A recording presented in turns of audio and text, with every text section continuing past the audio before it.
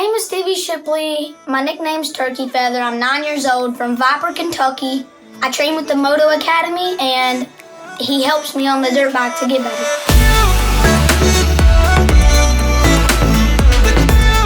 Hello, Albert Joseph here with Ross. This is Pro vs. Am starts.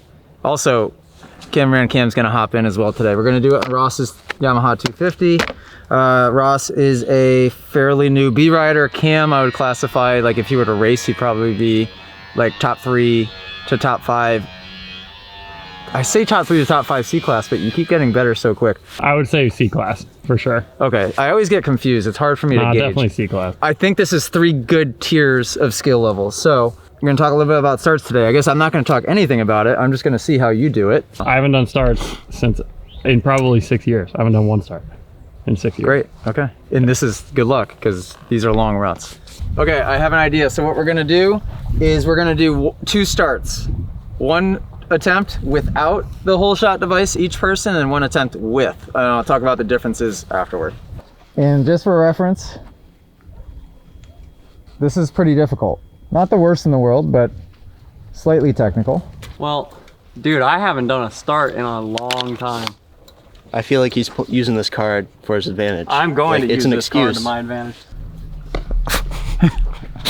All right, let's make some predictions. What's your prediction? So my guess is he's going to be too close to the gate, dump the clutch really fast. He's just going to wheelie and let off. Okay, I think he's going to get super cross-rutted and like drag his feet like a total dork.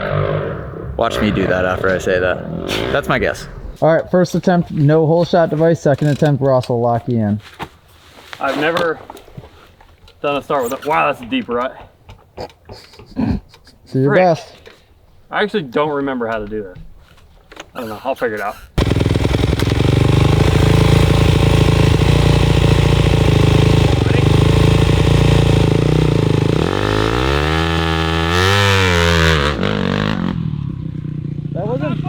That wasn't that bad. No, it absolutely does not count. All right, lock him in.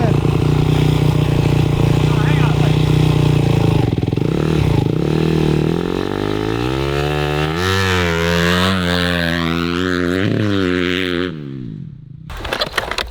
Nothing? No. 1, 2.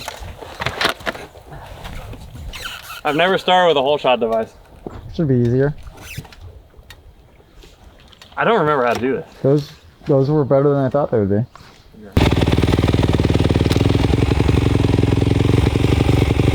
Can't wait to watch the footage back and hear your commentary of what you thought was going to happen. You do that every time.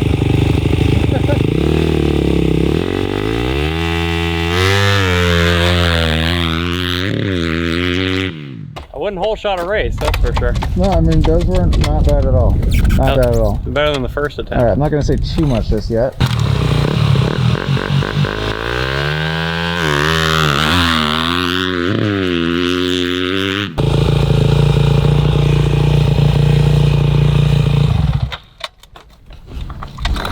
What's that?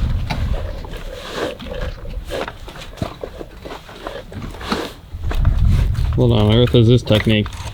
That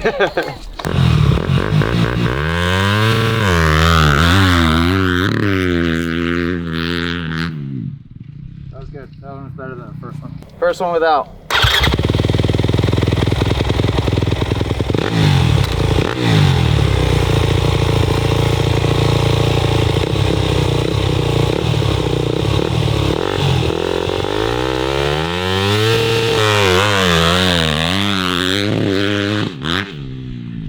Off the track. Dude, who's the C-class guy here? Come on. Dude, that makes me feel great. I was hoping he was going to loop out, but going off the track is just about as good.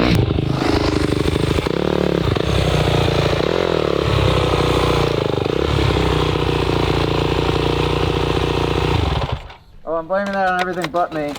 Well, I'll just say it now for the camera. The 2 things that are difficult is 1, personally, like being our height or even Ross's height, I wouldn't pack a gate like this because it crunches you up, like your feet don't have room.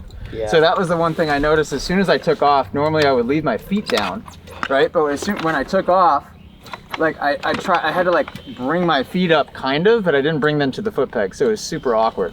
Second thing is I wanted to just go, but the clutch is kind of fried.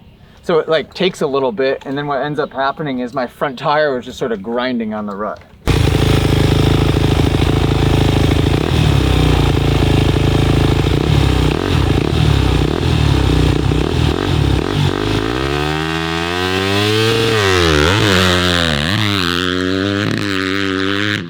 Buy a whole shot device, like 40 bucks. It actually is way better, huh? Yeah, I've never used one before, but it was, I don't even know why it was better, but it felt a lot better. 40 bucks, best purchase.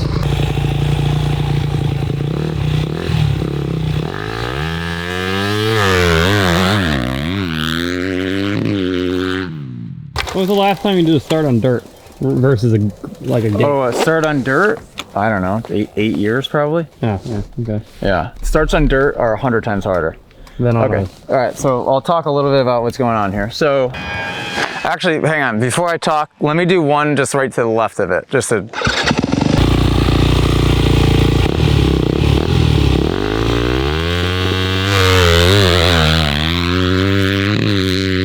Okay, that last one is a prime example of why gate prep is so important. That had nothing to do with the rut after it, because I don't care about the rut after it. That was all this right here. So for those of you watching, each of mine got progressively better, but the first 3 were still horrendous. The last one was fine. The last one I think was probably good.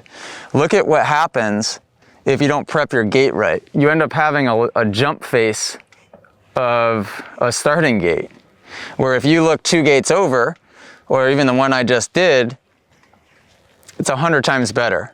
So that's why I think it's beneficial to pack your gate the way that I did here to the far right, which is you take the dirt on the corner and you just do the best you can to fill your rut in.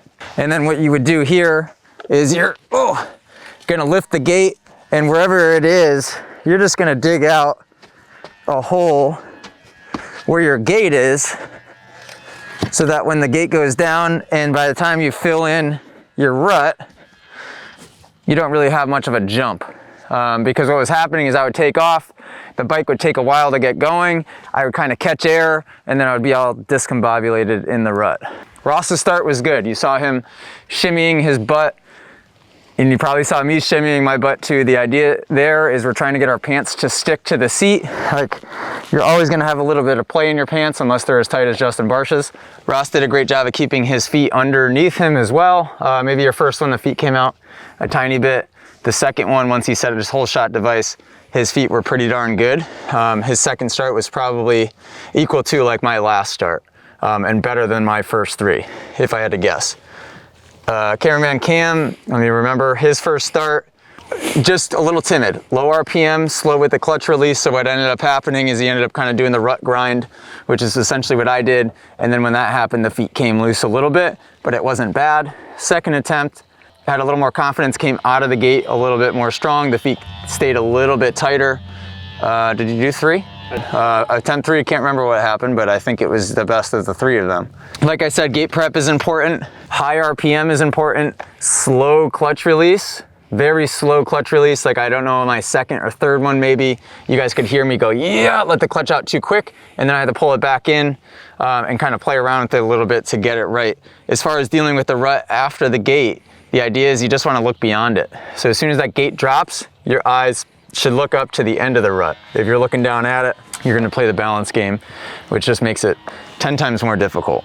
Ruts and starts at an amateur race are 10 times more difficult than the pros. In Supercross, we have metal gate start, which is the same every single time, and we never have ruts coming out of the start, in Supercross at least. In outdoors, they might.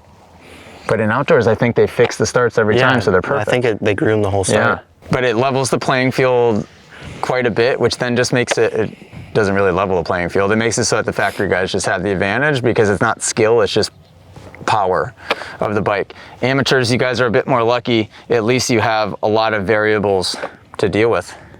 Because as you can see, if Ross and I were lined up that first start, he probably would have beat me. I probably would have been battling it out, duking it out with CameraManCam. Well, there you have it. Like always, we learned maybe a little bit this time, but not a whole lot. A little bit. Pro versus Am. Again, I tell you what, the AMs are catching up to the Pro, or the Pro is getting slower. Something's happening. I don't know what's happening. I'm getting older, I'm getting slower. Something's going on behind me. Make sure you guys subscribe to the Moto Academy if you want full-blown tutorial videos. I think we have over 100 that live within the Moto Academy. You guys can send in your riding footage for analyzation to myself and Jet Lawrence inside of the Moto Academy, which is pretty awesome. You can sign up for your first month for only $5 using code MOTO at themotoacademy.com. Subscribe to CameraManCam and subscribe to this YouTube channel if you so choose. But thank you guys for watching. We'll see you in next video, and toodaloo, I suppose.